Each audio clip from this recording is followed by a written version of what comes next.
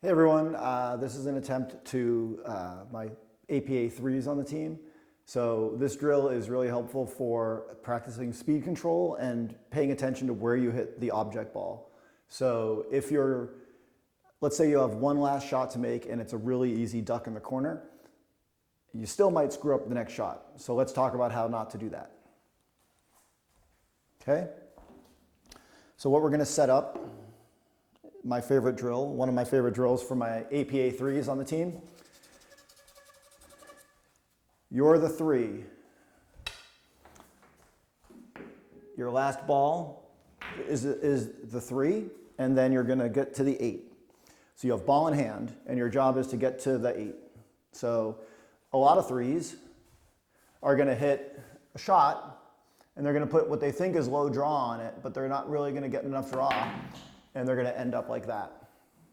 Now they know they shouldn't do that. They know they should put draw on it for different reasons. They know that, but they might not execute it, right? The thing about this shot is you don't actually need any draw at all. You have ball in hand, right? So there's a bunch of different ways to get to the 8 ball.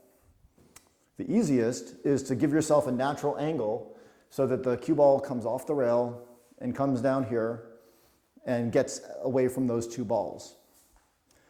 So let's just do that. We're going to hit center ball on the cue ball, and we're going to hit full, like right, let's call it in the heart. So like we're going to go right here, and that angle is going to come off here, and then from there, without any spin at all, it's going to probably come somewhere right around there, and should be in good position for the 8. Now, even if you hit everything perfect, if you don't hit enough speed, you're not going to get there. And you could also hit too much speed and send the cue ball flying, right? So it's important to practice speed control. And so when you're doing that, it takes a few times to learn. And each table is going to be different. So I haven't changed anything about my shot. I'm just going to add more speed. Okay? So it almost got there, but you can see that it's better to be too much than to be too little in this particular shot. So we're going to set it up again. We hit it a little harder. Again, center ball to the center of the 3 ball.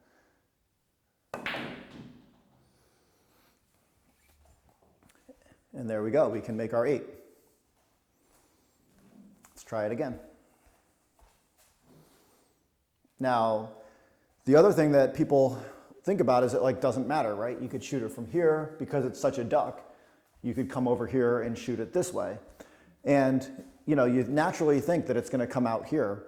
But if you hit it, make it the same shot, if you do this, there's a pretty good chance that you're going to hit it too thick and you're still stuck. Okay? No shot. So you see how this ball was coming this way, right? There's no real chance to get to the 8. So the way that you address that, instead of hitting it full, what some of you might know to do is hit it thin so that it comes back like this. So I'm going to hit the 3 a lot thinner, no spin or anything, but just hitting it very thin. Too thin. Very thin. Right? And it comes all down table. But you can see what happened. Scratch. So you want to give yourself the best chance to make the shot and not scratch, right? So that's why I recommend shooting from this side. Now you notice there's a pocket here and a pocket here, but you have a wide range of places you can hit that will lead you into where the 8 ball is. So if you hit this shot, it doesn't mean it's automatically going to go there. If you hit too thin, right, can't make it. And as we already talked about, if you hit too much the other way, actually I don't know if we talked about this, you can make it, but you're not doing yourself any favor. So what I suggest is you play 2 rails, which a lot of 3s may not be comfortable with, but you're going to come into this rail and you're going to start right where the chalk is. you're going to hit the 3 right on the number and hit it pretty firm, not super hard, like a 5 or 6 out of 10. Oops, I put some spin on it that time. But again, even if you don't hit it perfectly, you're going in the right direction and you got a lot of room for error. Let's try this again. That's the shot I was looking for. Perfect. Done. Now, one thing that comes up in this example when we do it at the bar is, well, if I'm an APA 5 and I have to get there, I have a much smaller window for success. Let me make a strike ball just so it's clearer. Right, so now we have a very thin window. So precision is a lot more important, and this is where practice can help you. So let's just take the 6. Okay, it's roughly the same spot. Again, you have your infinite choice of things. In terms of you have ball in hand, you can put the cue ball anywhere. So let's try that same shot, and it's just about speed control at this point.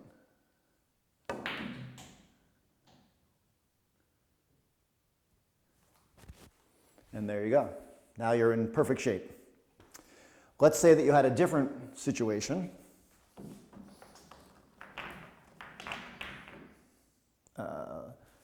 Let's just say it's like, yeah, like that maybe. Okay, so now our challenge is the only way we can get it is if we're in this sort of an angle, right? So if we're here, perfect, maybe, but we also can maybe get it from here and we have a little bit of room here. So if you imagine the V coming out of those options, the widest part of the options is out here, but you also have the pocket. So you don't want to hit it as hard to get here. You probably want to actually shorten the angle a little bit so that you're rolling into that angle as long as possible. So to shorten the angle a little bit, you just hit it a little less full. So you don't put any more spin on it, you don't do anything. You just, instead of hitting it completely straight in like we talked about, just center ball, no spin, a little thinner, and now you're coming into that angle for a lot longer. Boom. So what's great is when you're thinking about the shot, you can't just think, I got to make the 1, right? We have our 1 ball here. You can't think just the 1. You got to think, how do I get to my next shot? So let's do that. So we'll cut it again thin, hopefully come out somewhere where this diamond is, and come right into the shot.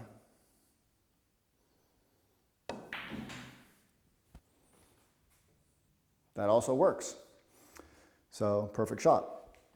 So you can keep this going, right? And so try a few more. Got to get some more strike balls out. There you are. So let's say that the only chance we have, let's just try it. Yeah, I don't know, whatever. So our angle is very thin. We have just this little line, right? So if, again, you have ball in hand, let's say, it looks like you have a very easy shot. Just hit this in and you're good. Actually, you know what? I'm going to make it a little bit harder. So now our angle is from here and here, right?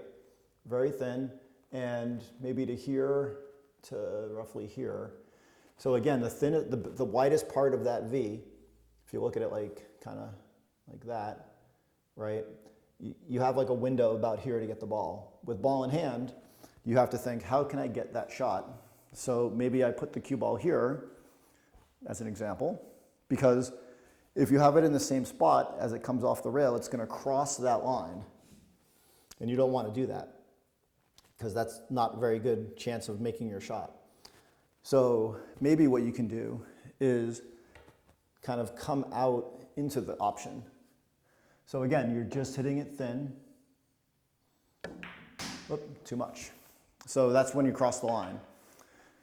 So I didn't do a good job there, but I hit it too full.